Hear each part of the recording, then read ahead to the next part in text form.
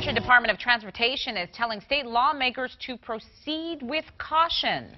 Good evening, I'm Shelley Walcott. And I'm Tom Griffith. House Republican budget writers are advancing a plan right now to cut the New Hampshire DOT budget by some $88 million. But the department's deputy commissioner says the reduction would mean mass layoffs and an end to the DOT as we know it. Adam Sexton joins us live from the State House to explain more. Adam? Well, Tom and Shelley, it's still very early in this process, but if this cut actually ends up being made, legislators tell us it would essentially reduce the NHDOT to administering the turnpike system and attempting to keep the roads plowed in the winter. Some are calling it a doomsday budget for the New Hampshire Department of Transportation.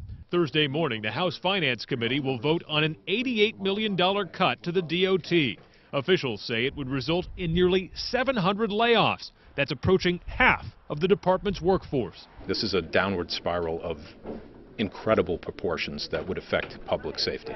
In a letter to the committee, DOT Deputy Commissioner Patrick McKenna told legislators if they make the cut, they might as well change the name of the department because it will no longer be a Department of Transportation. He says in addition to the layoffs, all current and future construction projects would halt.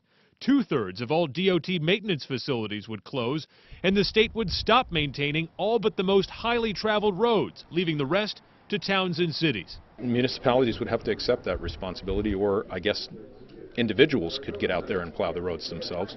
That's an option, I suppose. Democrats are furious. This is the most irresponsible act I've ever seen in my 40 years of being around this building.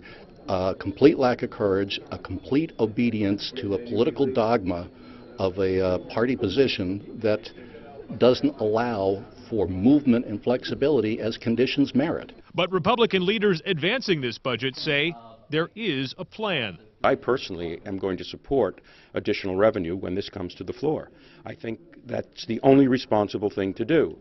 I certainly am not in favor of increasing the gas tax, but when I'm given a choice between letting our roads deteriorate and asking the users of these roads to pay for it, I think that's the right way to do it.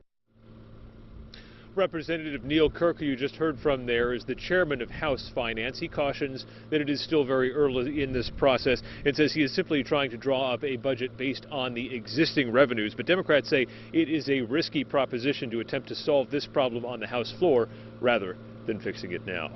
Reporting live in Concord, Adam Sexton, WMUR News 9.